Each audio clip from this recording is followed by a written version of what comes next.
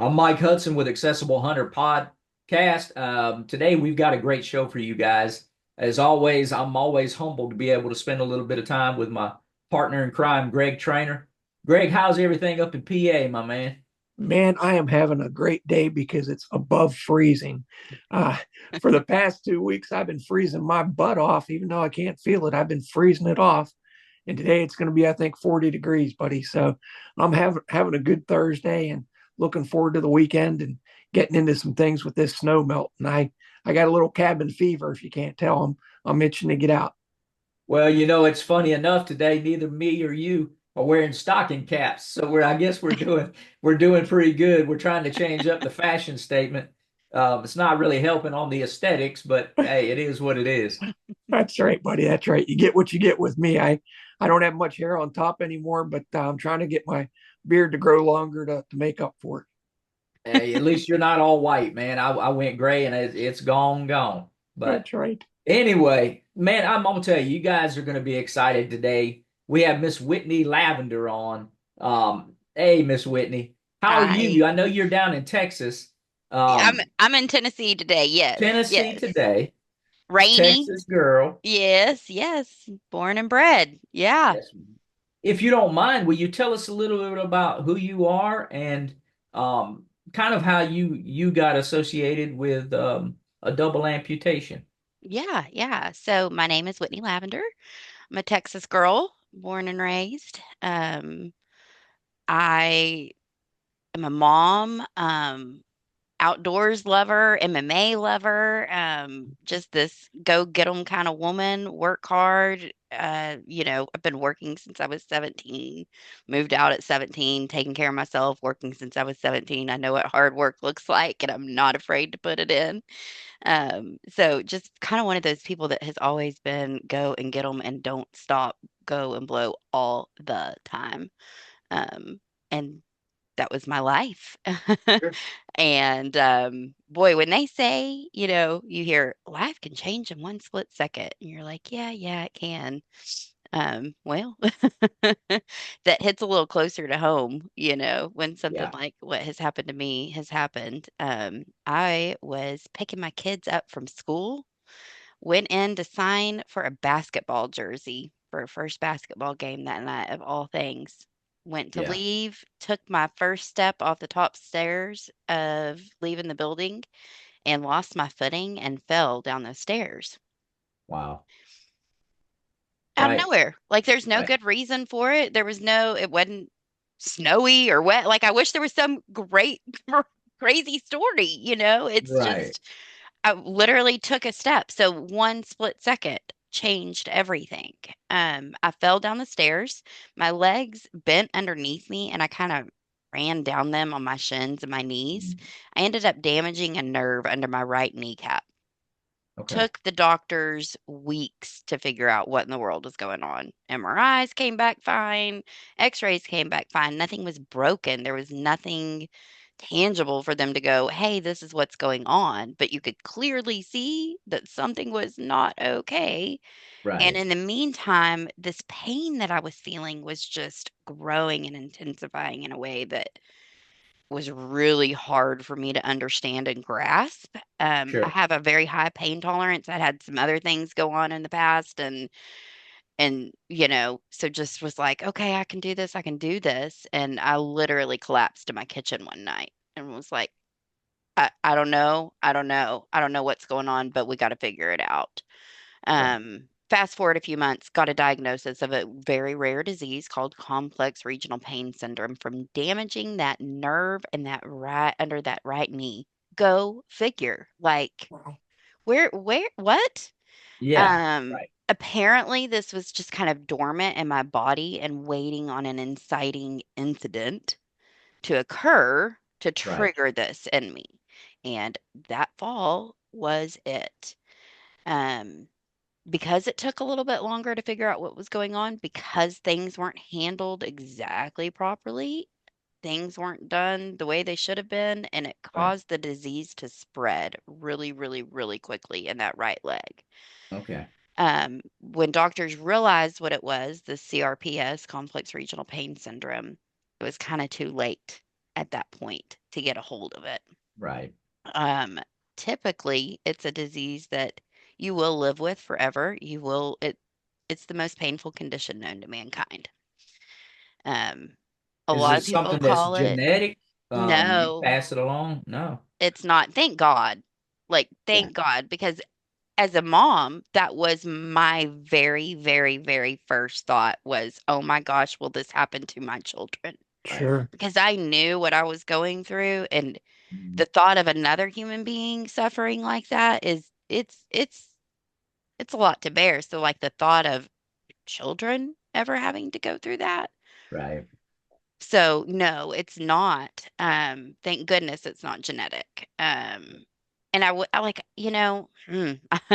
here's Whitney on her little soapbox because there's got to be some kind of markers that we've got to find to try to prevent these things from happening. Like I Right. know it's rare, but there's something in there. There's got to be some marker there that we can find that could say, "Hey, this person may be predisposed to this. Let's keep an eye out." And if they That's get the injured, there's protocols to follow. No ice, like there's things that you must do, right. and those things just weren't done with me.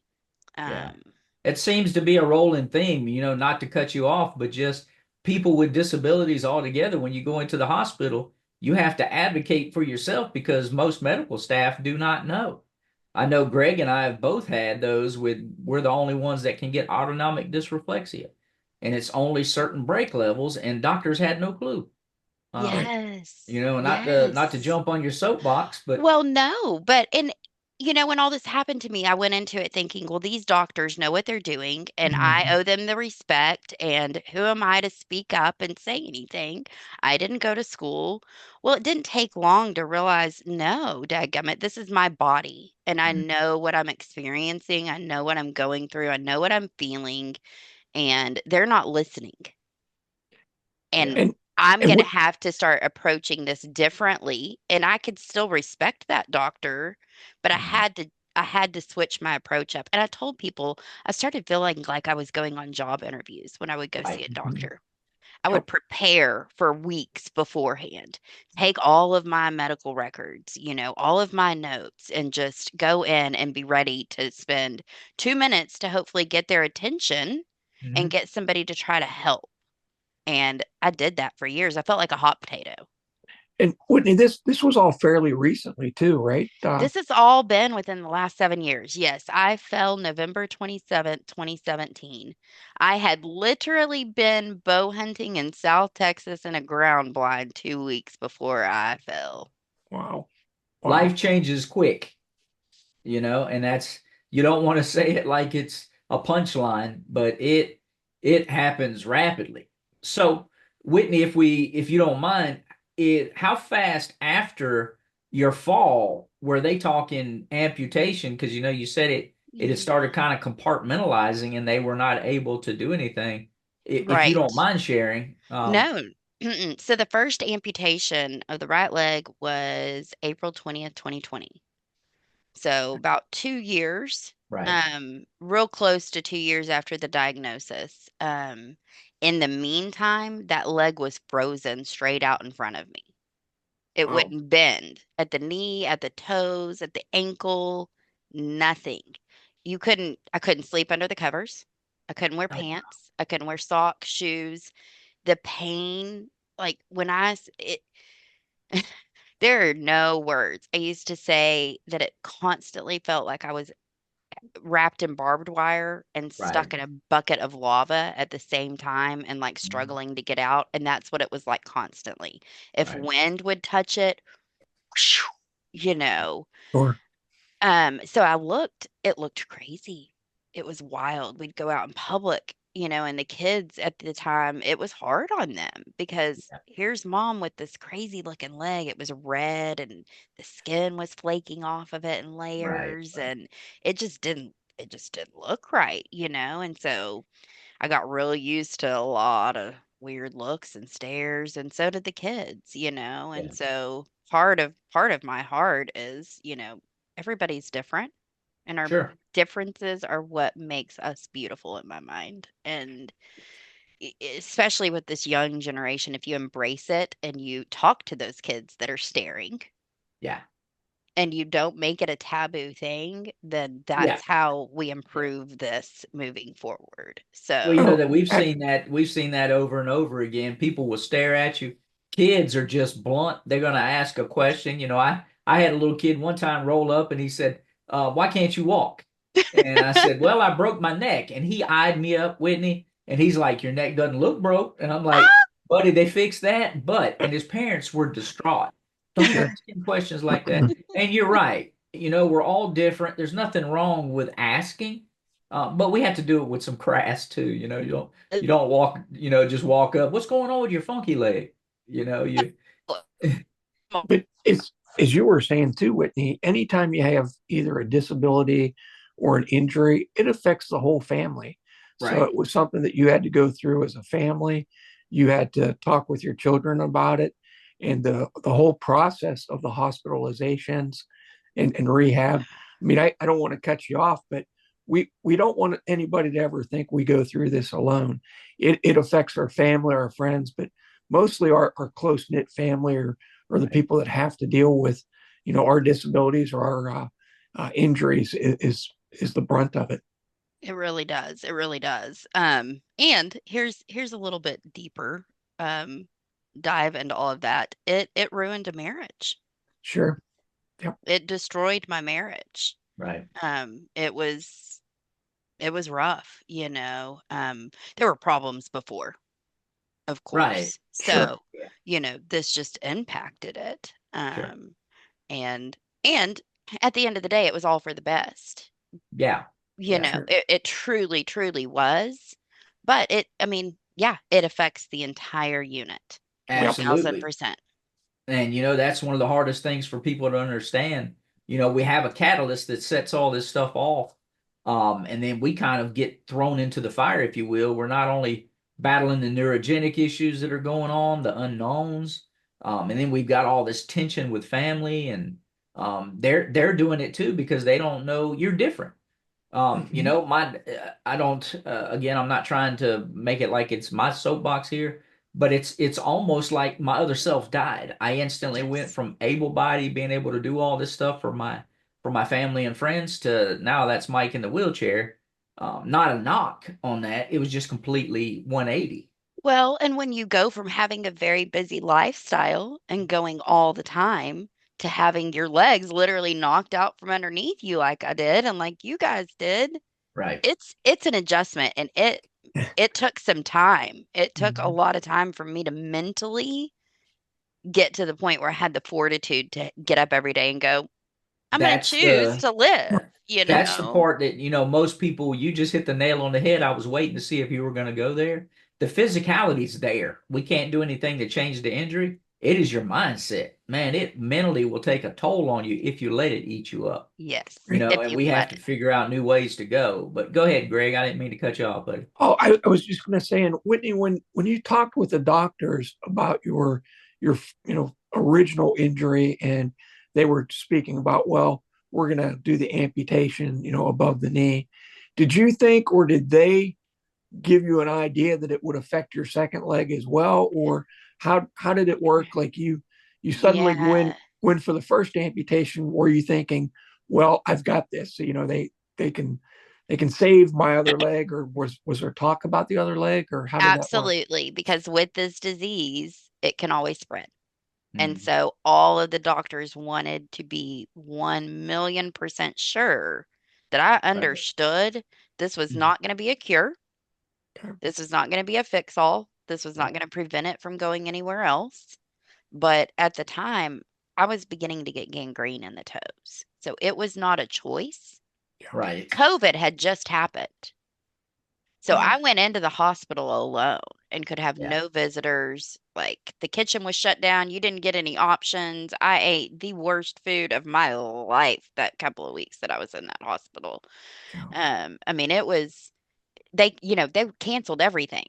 Everything Right. was necessity only, Yeah. and so I knew that it was really serious at that point when they're like, "Oh no." I went in and the surgeon was like, "You have 2 weeks. You've got to get in here and do this." And I was thinking I would talk to him and it'd be a several month Right. process that I would have to go through.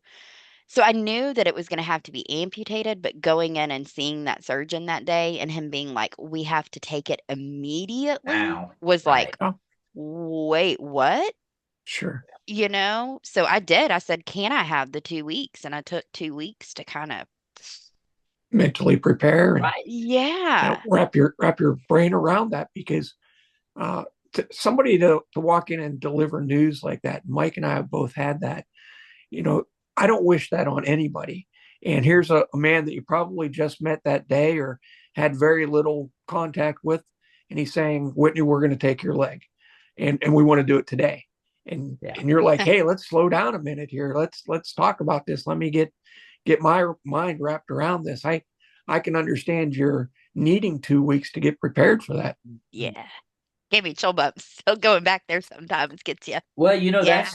that's the thing. A lot of times the doctors do not have good bedside manner. Oh, I don't goodness. mind the cut and dry. Be honest and be upfront, but Yes. you're going to give me a minute to process because I Yes. heard the words you said, but I came with 2 feet and I kind of want to leave with them. And then Yeah. you have to process that. It takes a minute. It Yes, it does. does. It really does. It really, really does. Yeah. Hmm. And when you had the surgery, Hmm. it was still during COVID. Did they send you to a fairly good rehab hospital, or Well, what was the process after the surgery? um, so hi, my name is Whitney and I am stubborn as Ah, all get join the out. crowd. Come Join on the over. crowd. And I literally refused to go to a rehab facility. Okay, Refused. They were all like, "Are you like, you've got to figure out how to get around with one leg?" And I said, "You guys, I have been getting around with a dead leg sure. Right. that was For heavy and over 2 years. painful and on fire. And this has got to be easier than what that Yeah. was. I promise. Trying to protect it from getting bumped everywhere you went. So that, like it was crazy. So it really was a lot easier. And when I say I woke up determined, I woke up determined. I Yeah. literally got up and out of that bed immediately and started booking it up and down those hallways on crutches immediately. Wow. Me and Greg can kind of process that because right after my injury, that's what I wanted to do was figure out how to get more active. How do I go? I don't want to be in a bed. I'm ready to go and do. But, Whitney, again, I've got some buddies that are amputees that are, most of theirs are combat related. But they said the exact same thing. They had to make a choice. That appendage is causing them more pain and more trouble. And once they got past the stomach phase of I'm fixing to take this, man, they were 100% better. Mhm. And then You you got to, see, right? I mean, it's like freedom, a dog chewing his own leg off out of a trap. And you mhm. don't want to make it sound like it's that, but it's that freedom we have to process. Well, and at the when I went through it, I did. I got my life back pretty quickly. I felt like Mhm. I got back to fishing within a month. Within 4 months, I was on a prosthetic leg at the Yeah, coast, just out and doing and living again. yeah, Like I could not wait. I was not gonna let that hold me back at all. Not for 1 second I wasn't gonna. So yeah, I made that choice and got up and did. And then it spread Wow. Wow. to the other How leg. how long was it before you were back to square one, I guess, with talking to the So surgeon again? I was I in 2021 I won Miss Wheelchair Texas. I okay, was Awesome. at the national pageant in Ohio, July of 2021, that summer. And I remember getting off the stage that first night, and a girl looked at my left leg and goes, "That doesn't look real good." I was like, "I know, Wow. I know." Wow. And she's like, "Whitney, you better start taking better care of yourself, or you're going to end up in the same place." And I'll never forget that conversation.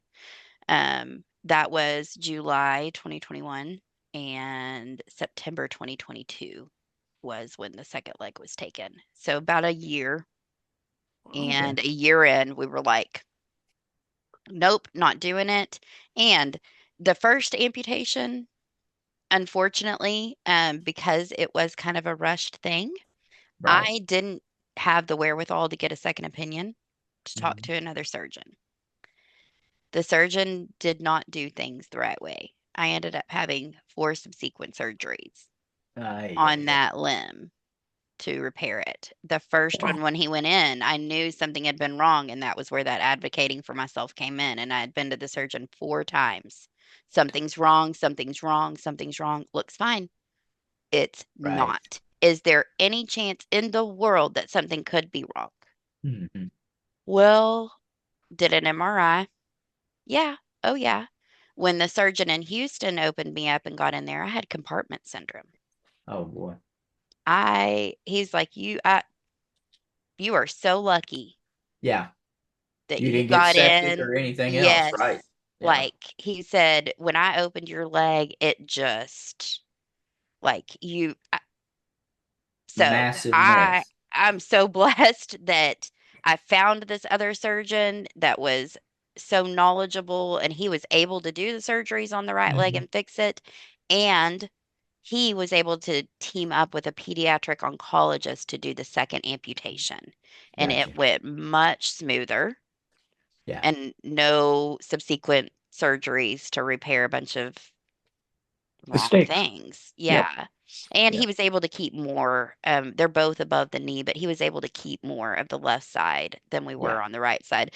So that was kind of a surprise when I woke up from that surgery and was like, oh, hey, it's a little longer than I thought it was going to be. Yeah. Yep. Okay. Hey, being thankful for what you have, sometimes that makes such a difference. Uh, I don't know if it makes a difference with functionality of how your brace fits or how the prosthetic fits, but it may. So no prosthetics since the first one failed and I had to have all those surgeries done. I Okay. could not, with the pain and everything, the prosthetics was something I had to completely abandon, and it's not been something that I've revisited. Up until about a year and a half ago, I was still bedbound with this disease. Wow.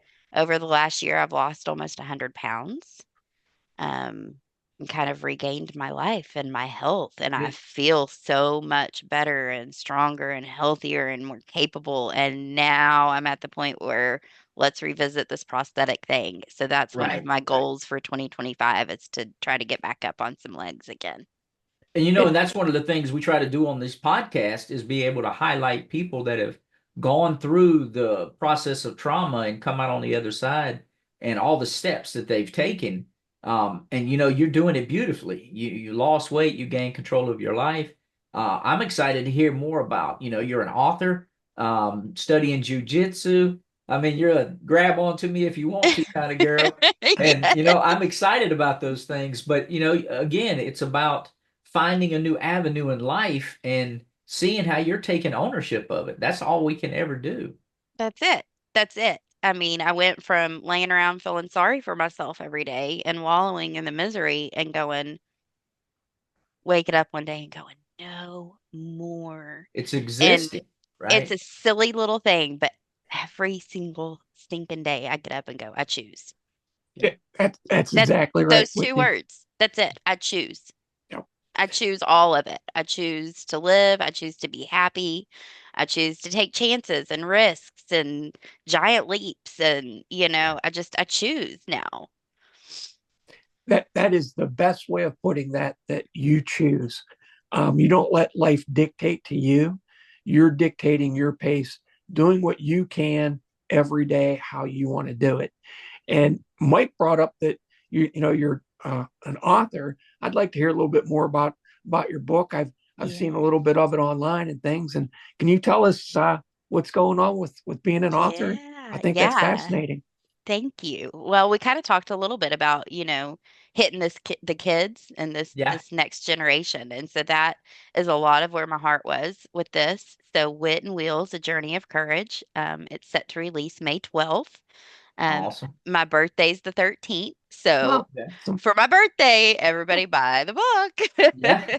Um, It's about a little girl named Whit that is a dancer. I was a ballerina growing up, but Okay. also the biggest tomboy in the world. I grew up with a fishing pole in my hand from the age of about 2 or 3 on.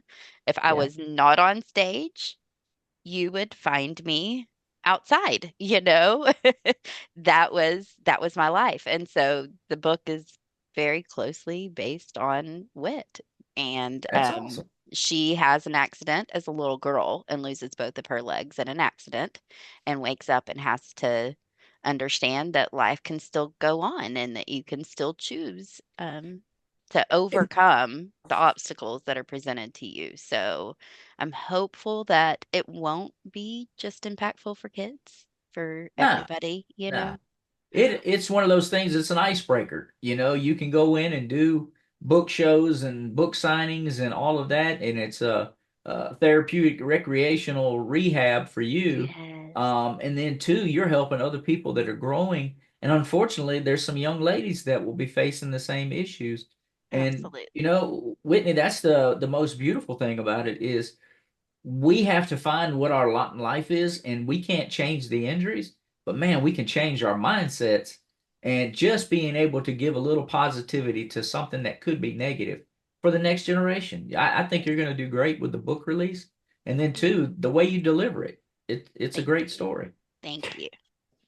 being able to advocate for young girls, young boys, uh, I don't imagine there's a lot out on the market for that as far as what you've seen. So you've taken that need and filled it. And Mike and I try to do that with advocating for people in the outdoors and getting people out hunting again and things. So for you to do that, I mean, you're really turning, I don't want to say tragedy, but I want to say adverse circumstances into something positive for young people and their families to be able to Mhm. talk openly about this, to get that out into maybe libraries and schools Yes. for people that have friends that may be missing a limb. It Yes. could be a very very good thing to have people talk about it, to have the discussion. Like, I really hope to go to some children's hospitals and do some Yeah. readings and signings and things like that. I think that that would be very impactful. So, That would It's, be and I said wonderful. since this happened, like, there's got to be a reason yes, that it was me. And yes, I swear that I will not let it all be in vain. right. And that's the beautiful part of it is we can take something negative and turn it into a positive. I tell people all the time, God doesn't make mistakes, and here I am, a broken vessel, and He still lets me go out and share our stories. And it's about advocating. It's about those people that are coming up beside us and behind us. It's not a whiny, feel bad for me kind of moment. I don't want anybody's sympathy, but an empathetic dialogue where we can say, this is how I transfer, this is how I shower. Yes, You got to yes. understand there's days that I'm going to get up, I'm not feeling well, and it's because of my nerve pain. I want to hang out, I just can't right Just now. can't. The weather Yeah, has changed and the nerve pain this week has Right. just been yeah, we get so. it. We get it. Absolutely. And Whitney, I kind of got in contact with you through a friend of ours, Wes Joyner, Yes. and I kind of was impressed with what you were doing down in Mississippi with Hope Outdoors. I Yeah. don't know if there's a smooth way to talk about that transition, but I'm going to bring up your hunting trip recently. Yeah. You want to tell us a little bit about what was going on Yes. hunting this Yeah. year? Well, so I have not been hunting since my accident 7 years ago. Like I touched on a little bit earlier, I was in Right, a ground blind 2 weeks before my accident. right. Hunting was my life. Bow hunting, rifle hunting. I mean, I couldn't get enough of it. So I've been fishing since my accident, but not hunting, Right. and was a little bit unsure if it was something I would ever be able to do again. Got connected with Wes, and he was like, "You need to reach out to these people at Hope Outdoors. Mhm. Apply for the hunt in Mississippi, see what happens."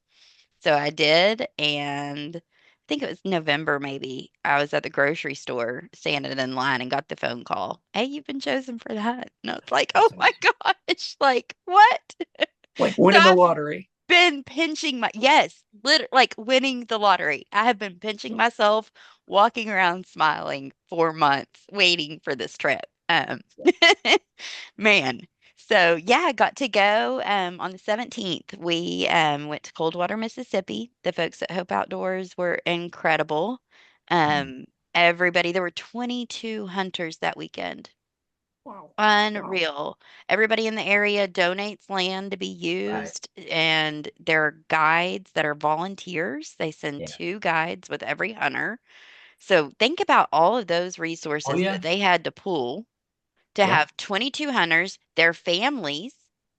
These people are all special needs. They all Yes. have an Yeah. army of people with them and supplies and all of these things. And they were unbelievably accommodating to all of us the entire time. So, huge shout out to those folks at Hope Outdoors because, man, the hospitality that they showed over that weekend was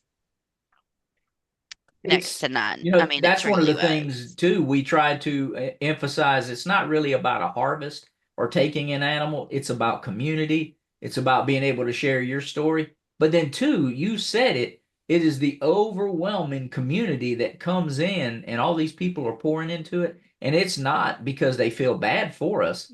It's No. they want to help us figure out a way to be successful in Yes. whatever we're doing. And it is, Yes. it's a beautiful thing, but it takes a lot of work and a lot of able-bodied hands to A really get lot. out there. And as much as I want to say we're fighting for independence, you still have to have those able-bodied hands to come alongside us to be You able do.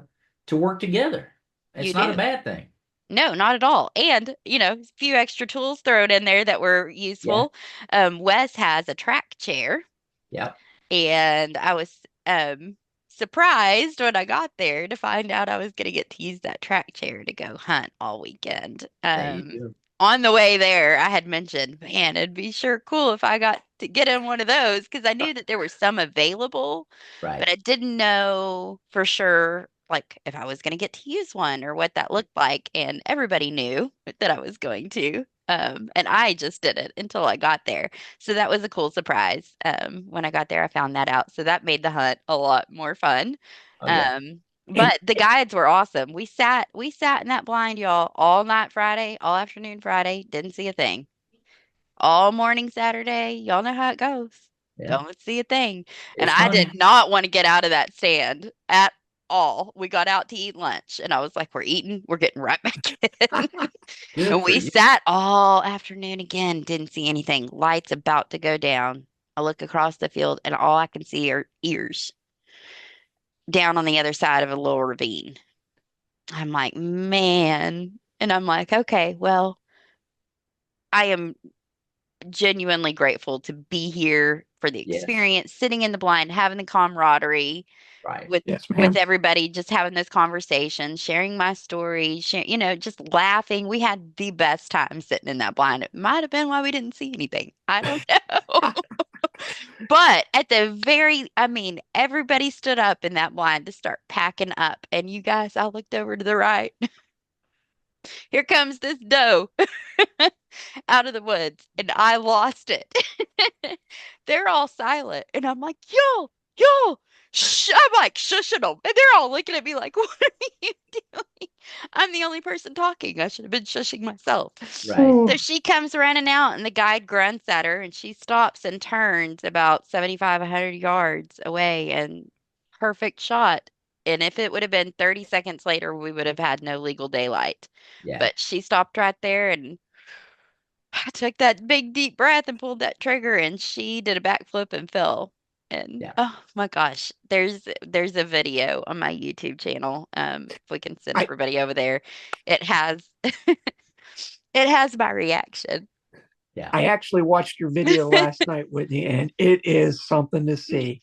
You know, coming together, especially after 7 years of not hunting, it took me 10 years to get strong enough to want to go hunting again, Whitney. So I understand those long days that turn into years. And to get back into that ground blind, you were not leaving, while you still had daylight opportunity. Nope, Now, you may not get a deer, but it's not going to be for lack of trying. exactly. You put in the work, you were sticking it out. Yes, And when we celebrate, that harvest, that shot, it's not just for you. It's for all Right. those people that are in that ground blind, the people that donated meals for the weekend. When I get an opportunity to hunt with a group like that and celebrate, I think it's a wonderful thing to celebrate together with the men and women that make it possible. And God help me if I miss, because I feel terrible. I feel Yeah. terrible if I ever miss Oh my and, gosh, I and know, let I people down, know. you know. Oh, but Um, it honestly one of the most, besides like having my kids, one of the most memorable experiences of my life. Absolutely. And And and isn't it amazing how that transpires? You'll have a lot of people that give us flack because of hunting and fishing, but it's about conservation. We know where the animals come Yes. from, and we Yes. don't want to And that cause meat's in my freezer and I ate it in 100%. chili last night. yep, yes, So, Yes. ma'am. Mhm. And Yes. this was a fair chase hunt. People donated the property to put people on the hunt. It was just watching your video last night. It brought back a lot of emotions for me, and we'll put a link into the podcast so everybody can go over and check that out. thank I you. just thought it was a spectacular event, and Wes and everybody did such a great job, putting that on. And uh, can't say enough good things about what people are willing to do for others, Yeah. especially in the outdoors. No. And now to know that I can do it. Right. I can still do this and I And will. And it's time to plan the next hunt now, you know. yeah, yeah. Now you see it. Now you know how to do it, and that's kind of making awareness of what helps and what works for you. And Yeah. there are track chairs out there, and they're these and that. And no, they're not the most comfortable rides sometimes, but man, those things get me to where I want to be, and I like them. They look cool too. Yes. So you gotta embrace the whole environment. Um, but it's amazing to see everything you've come through, and that your spirit just oozes through. And I truly appreciate you taking extra time to be able to share your story. Thank And you. I don't say it for lights or whatever, but it's amazing to see more and more people with transparency and putting their heart on their sleeve to be able to share more and more um, about advocacy and about how life can be beautiful if we allow it to be, and finding those new things. So kudos to you for taking that daily step and saying, I'm going to own this. So Thank you you. keep that Thank up, you. Whitney. I will. I promise. Just getting started is what I keep saying. So, 100%. That's exactly right. And Whitney, we're so glad you chose to spend time with us today. I understand how busy you are. You got a lot of projects in the works, the things you're doing on a daily basis to advocate for others. And I really respect you, and I'm so glad to be able to see what you're doing. And I'll be following, your journey on Facebook for a long time now. And thank is you. there anything that you'd like to end the podcast with, or anything we can do, or how can people get a hold of you if they want more information, or to Yeah, purchase your book, or what can we do to absolutely. help Absolutely. you? Well, you can find me on social media, Instagram and Twitter. I'm Wits Complex and Whitney Lavender on Facebook. You're going to put the link to the YouTube channel in there, and I'm Yes. working on a website that should be live by next week, Awesome. whitneylavender.com, and that'll have updates about the book and any videos about jujitsu training and hunting and all of the fun things that are going to come. I just started driving again, got hand That's controls put on my awesome. first vehicle. So Yeah. just, hopefully the prosthetics. So hopefully there's lots of things to tune in for. Well, you're documenting the journey. That's what it is a journey, little Yeah. steps, not to be funny, we can't move our legs, but here it is. I'm the first person to make a joke about it. If Oh you know yeah, me, everybody knows you've got to crack a joke about having no legs. It's life just goes what it on. is. Life goes on. You can't take it all so seriously. Yeah, I'm excited to Exactly. see everything you got going on, and the YouTube stuff will continue to blow up. I definitely want one of the books. I'll be in touch Yes. with you so you can autograph me up something special. And it's amazing. Just keep sharing your story. That's all. I That's what sure it's will. about. It's a Thank you. unique story. It's a great opportunity to continue to push it forward. I'll be sending you some friend requests and some other link stuff too. And Awesome. thank you again, like Greg said, for taking extra time just to come on and share your story. Well, We thank know y'all for that you're having me. absolutely, we know you're super busy. And just being able to hear more and more about it's an awesome time. Thanks, guys. I appreciate it, really. It's been great to talk to you.